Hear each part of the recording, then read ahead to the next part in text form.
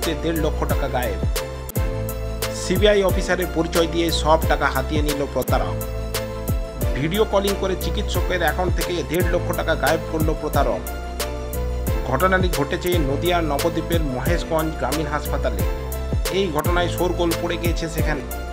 এই হাসপাতালের চিকিৎসক গোবিন্দ গোপাল বিশ্বাস মাদক কেসে ফাঁসিয়ে দেবার ভয় দেখিয়ে টাকা হাতিয়ে নিল প্রতারক। নবদ্বীপ থানায় লিখিত অভিযোগ দায়ের করেছেন চিকিৎসক। ঘটনার তদন্ত শুরু করে দিয়েছেন নবদ্বীপ থানার পুলিশ। সত্যিকারে ঘটনাটি কি ঘটেছিল চলুন আমরা সেই চিকিৎসকের মুখ থেকে শুনে নেব সব কাহিনী। ছিলাম আমার হাসপাতাল মহেশগঞ্জ রুরাল হসপিটালে, তখন একটা ফোন আসে। ফোন থেকে বলা হয় যে কাস্টমস থেকে একটা ফোন করা হচ্ছে, যেখান থেকে জানানো হয় যে আমার নামে একটা পার্সেল বাজেয়াপ্ত হয়েছে, যেটা দিল্লি থেকে মালয়েশিয়া ওয়াং জ্যাং বলে একজন র্যাকেট মাফিয়ার কাছে যাচ্ছিল, যেটাতে কিছু খারাপ ড্রাগস এবং খারাপ কিছু জিনিসপত্র লাইক ফেক সিম, ফেক এটিএম কার্ডস এইসব কিছু ছিল এবং এটা বাজেয়াপ্ত হয়েছে। এই পরিপ্রেক্ষিতে আমার বক্তব্য কি, এর বিরুদ্ধে আমার নামে একটা নার্কোটিক্সের কেস লঞ্চ করা হয়েছে। আমি স্বাভাবিকভাবে এই ধরনের কোনো কিছুর সঙ্গে দূর দূরান্তরে যোগ তো দূরে করে দুঃস্বপ্নেও দেখি না এইসব জিনিস, তাই আমি খুব ভয় পেয়ে যাই এবং আমি বলি যে আমি নির্দোষ। এবং এগুলো বলার পরে উনি যাই হোক ওই ভদ্রলোক আমাকে বলেন যে উনি দিল্লি পুলিশের কাছে যোগাযোগ করাচ্ছেন যাতে ওনারা আমাকে সাহায্য করতে পারেন। সুনীল কুমার বলে একজন কথা বলেন। তারপরে উনি বলেন যে হোয়াটসঅ্যাপে উনি ভিডিও কল করছেন এবং এই ভিডিও কলে যে কথোপকথনটা এটা জাজের কাছে গিয়ে প্রমাণ হিসাবে গিয়ে যাবে এবং এই যে কথোপকথন ওনার সঙ্গে আমার হচ্ছে এর মধ্যে কেউ যেন না ঢোকে, কেউ ঢুকলে সেটা জাজের কাছে প্রমাণ হিসাবে থাকবে না। এবার পরবর্তীকালে এই কথাগুলো হয়তো স্বাভাবিকভাবে একটু বোকামি শুনে মনে হলো, সেই মুহূর্তে আমি ওনার কথাটাই কেমন বিশ্বাস করছিলাম। আমি ভাবছিলাম যে ওনার কথাটাই যদি আমি এই ধরনের একটা হুজ্জুতি থেকে মুক্তি পাই। এবার যাই হোক উনি আমাকে বলেন যে প্রথমে হলো যে আপনি আপনার আধারের হলো যে ডকুমেন্ট দেন। আমি ওনাকে বিশ্বাস করে সেটা দিয়ে ফেলি এবং দেওয়ার পরে উনি আমাকে দেখান যে 3টি আমার নামে ডকুমেন্ট, একটা হচ্ছে কি কেস হয়েছে এবং হলো হচ্ছে তাতে সিবিআই চিফের সই এবং হলো হচ্ছে আরেকটাতে অ্যারেস্ট ওয়ারেন্ট, আরেকটাতে হলো হচ্ছে সিজার মানে বাজেয়াপ্তের একটা নোটিশ, প্রত্যেকটা সিবিআই অফিসারের একটা ভার্চুয়াল সই ছিল।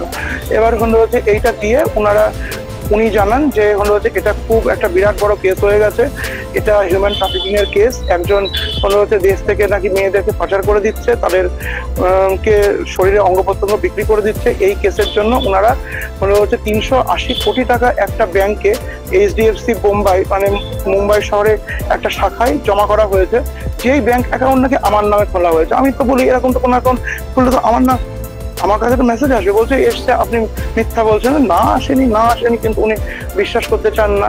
যাই হোক তারপরে উনি ফোনটা দেন একজন সিবিআই অফিসারকে এবং যাই হোক সেই সিবিআই অফিসার সম্ভবত নামটা অনি, টাইটেলটা মনে নেই। উনি আমাকে জানান যে যাই হোক যে আপনি বলছেন ঠিক আছে, আপনার কথা বুঝলাম, আমি স্যারকে ফোন করছি বলে উনি সিবিআই ডিরেক্টর পরিচয় দিয়ে একজনের সঙ্গে কথা বলেন এবং সেই ডিরেক্টর বলেন যে খুব কঠিন কেস, এক্ষুনি দিল্লি আসতে হবে 2 ঘন্টার মধ্যে। কি করে সেটা সম্ভব? বলছি সেটা যদি সম্ভব না হয় অ্যাকচুয়ালি আপনার যা মানে অ্যাসেট আছে, যে টাকা পয়সা আপনার কাছে আছে, মানে প্রায় যে টাকাটা আমার সেভিংস এবং হলো হচ্ছে স্টক মার্কেটে আছে, সেই টাকাটা ওনাদের নামে ট্রান্সফার করতে হবে। তারপরে ওনারা সেই টাকাটা ইনভেস্টিগেশন করে জানাবেন, যদি হোয়াইট হয় আমাকে ক্লিন চিট এবং টাকাটা 6 ঘন্টার মধ্যে ফেরত দেবেন, না হলে আমাকে অ্যারেস্টও করা হতে পারে যদি টাকাটা হোয়াইট বলে প্রমাণিত না হয়। এবার যাই হোক ওনার কথা শুনে আমি একটু অবিশ্বাস করে আমি বেরিয়ে আসার চেষ্টা করছিলাম, বললাম যে আমি পুলিশে কমপ্লেন করছি বা জানাচ্ছি।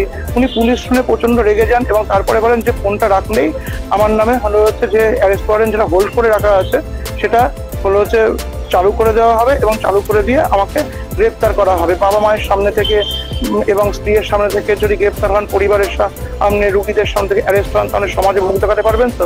আমি তখন মানে ভয়ে ওনার কথা শুনে আমি প্রথমে 1 লাখ টাকা দিই, তারপরে উনি আমাকে চাপ দিয়ে আরো 50 বার করেন এবং তারপরেরটা আমি হলো হচ্ছে ভুল পিন নাম্বার দিয়ে কোনো রকম বেরিয়ে এসে আমি এসছি যে এই ব্যাপারটার জন্য সুরাহার জন্য থানাতে এসছি, জিডি করছি, সাইবারে কমপ্লেন করেছি।